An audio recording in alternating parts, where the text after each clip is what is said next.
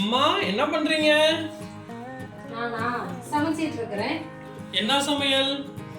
இன்னைக்கு வந்து கருவாடு தொக்கு செய்யலான்ட்டு ரெடி பண்ணிட்டு இருக்கேன். கருவாடு தொக்கு கையில் எடுத்துனக்கா?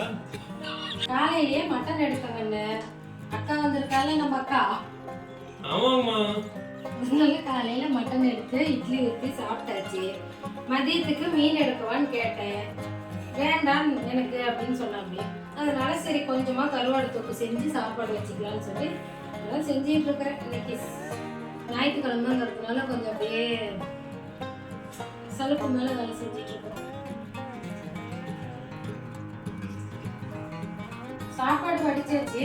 சாப்பாடு வடிச்சு வச்சுட்டு இந்த இப்போ கருவாடு கழுவி வச்சு வெங்காயம் குட்டி குட்டியாக வெட்டி வச்சுருக்குது. வெங்காயம் கருவேப்பிலையும் தக்காளி பூண்டு புளி.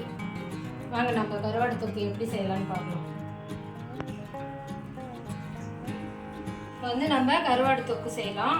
இந்த கடாய் வந்து இப்போ நான் பொங்கலில் வாங்கினேன். இல்லை நியூ இயருக்கு வந்து மீனாட்சி அண்ட் மீனாட்சியில் வந்து ஆஃபர் போடுவாங்கல்ல வருஷம் வருஷம், அப்போ வாங்கினேன். இந்த வருஷம் வாங்கினேன்.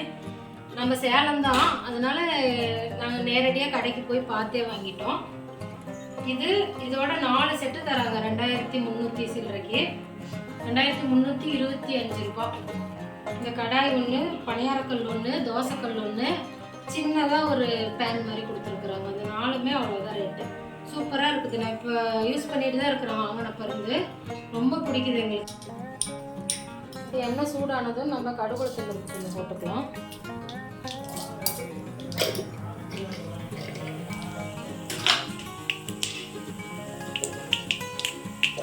இப்போ கடுகுளுத்து பருப்பு நல்லா வெடிச்சதும் நம்ம வந்து பூண்டு குட்டி குட்டியாக வச்சு வச்சுருக்கிறோம். அதை சேர்த்துக்கலாம். பூண்டு கொஞ்சம் நல்லா பச்சை வாசனை போகிற வரைக்கும் கொஞ்சம் நேரம் வதக்கிட்டு அப்புறம் வெங்காயம் சேர்த்துக்கலாம்.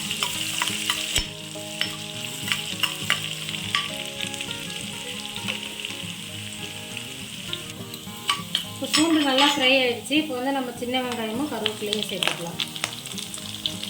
இதில் வந்து குக்கிங் சீக்கிரமாக ஆகுது. பூண்டு பாருங்கள், இப்போ போட்டு செகண்டில் நல்லா மொறுமொறுன்னு ஆகிடுச்சு.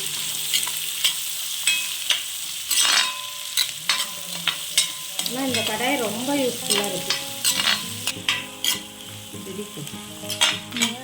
வெங்காயமும் நல்லா சுருளை வதங்கிடுச்சு. இப்போ தக்காளி வந்து ஒரு 2 தக்காளி நம்ம சேர்த்துக்கிட்டோம். அதுவும் நல்லா குட்டி குட்டியாக வெட்டி போட்டுட்டா சீக்கிரமாக கொஞ்சம் நல்லா மசிஞ்சிடும். தக்காளி நல்லா மசிட்டோம். அப்புறமேல் நம்ம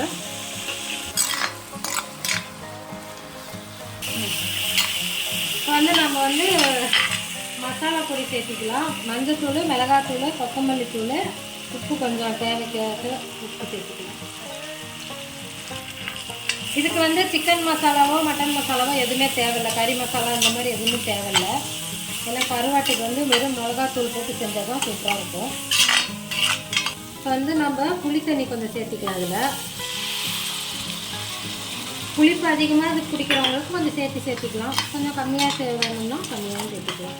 அது நம்ம விருப்பம்.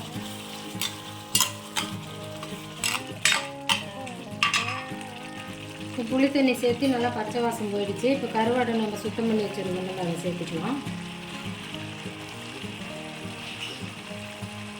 இது ஏற்கனவே நம்ம சுடுதண்ணியில் போட்டு தான் கழுவி வச்சுருக்குறோம். அப்படியே நல்லா கொஞ்சம் வெந்துருச்சு.